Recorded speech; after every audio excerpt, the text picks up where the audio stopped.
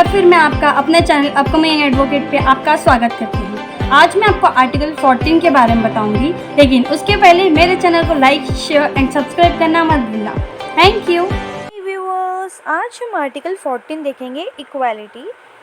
Article 14 विधि के समक्ष समानता। राज्य भारत के राज्य क्षेत्र में किसी व्यक्ति को विधि के समक्ष समानता से या विधियों के समान संरक्षण से वंचित नहीं करेगा। अनुच्छेद 14 का स्पष्टीकरण यह कहता है कि यह नकारात्मक विधान है और यह अधिकार सभी लोगों के लिए है, नागरिकता या रहवासी दोनों के लिए होगा। नैसर्गिक न्याय, नेचुरल जस्टिस और कानून का शासन, रूल ऑफ लॉ का सिद्धांत अनुच्छेद 14 से निकलकर आता है और यह अनुच्छेद आधारभूत ढांचे में आता है। आपको प्रश्न होगा कि अनुच्छेद 14 क्या कहता है। प्रश्न दृष्टि में विधि की समक्ष समानता और विधियों का समान संरक्षण धारणा समरूप लगती है, लेकिन वास्तव में इसका अर्थ भिन्न है।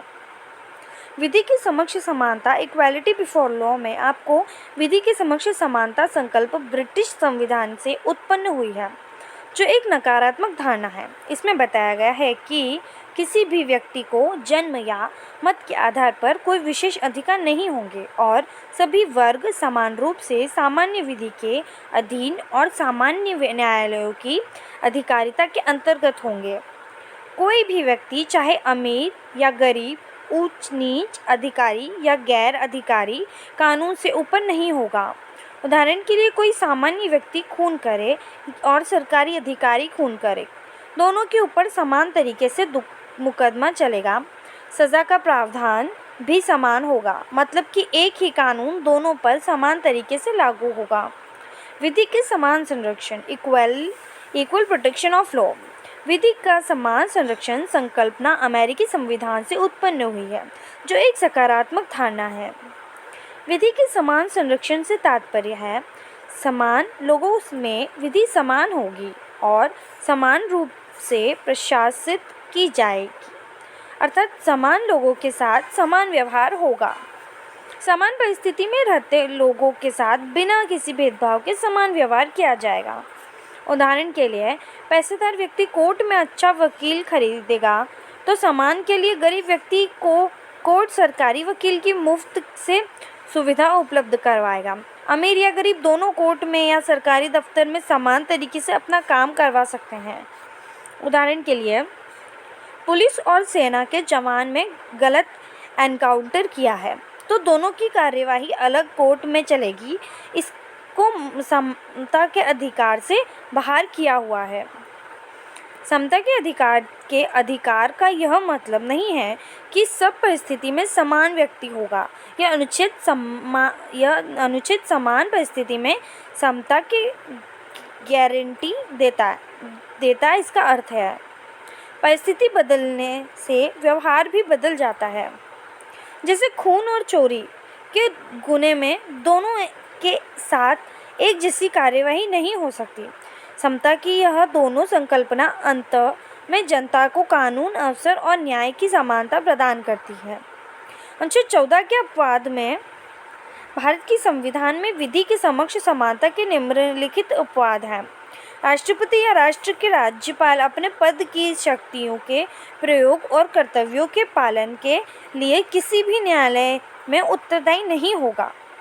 राष्ट्रपति या किसी राज्य के राज्यपाल के विरुद्ध उसके कार्यकाल के दौरान किसी न्यायालय में किसी भी प्रकार की दंडिक कार्यवाही नहीं की जाएगी। राष्ट्रपति की किसी राज्य के राज्यपाल के रूप में अपना पद ग्रहण करने से पहले या उसके पश्चात उस सिविल कार्यवाही हो सकती है, लेकिन दोनों माह पहले विरोधी पक्ष को नाम, पता, विवाद और मुद्दे का वर्णन करके लिखित में नोटिस देना पड़ेगा। अनुच्छेद 361 के अंडर संसद या राज्य विधानमंडल का कोई भी संसद सत्र शुरू होने से समय फौजदारी या दीवानी किसी भी केस में न्यायालय के सामने उपस्थित रहने के लिए बाध्य नहीं है। अनुच्छेद 361 ए के अंडर संसद या राज्य विधानमंडल का कोई भी संसद में बोले गए शब्द, भाषण या दिए गए मत के लिए किसी भी न्यायालय के प्रति जवाबदेह नहीं है, अनुच्छेद 110 और 194 के अंडर। अनुच्छेद 31C अपवाद है। इसके अनुसार राज्य नीति निर्देशन सिद्धांत का पालन करके अनुच्छेद 39 के अंतर्गत कोई कानून बनता है जो अनुच्छेद 14 का उल्लंघन करता है तो वह मान्य होगा। विदेशी संप्रभु, शासक, राजदूत और राजनायक द्वारा किए हुए फौजदारी या दीवानी गुनाहों के लिए अलग से वैश्विक नीति नियमों होंगे, यानी कि समता के आधार पर राज्य उन पर कार्यवाही नहीं करेगा। संयुक्त राज्य संस्थाओं, यूएनओ और उसकी एजेंसियों के अधिकार भी गुनाहों में सुरक्षित हैं। इन सब पर यूएन के कानून में से कार्यवाही होती है।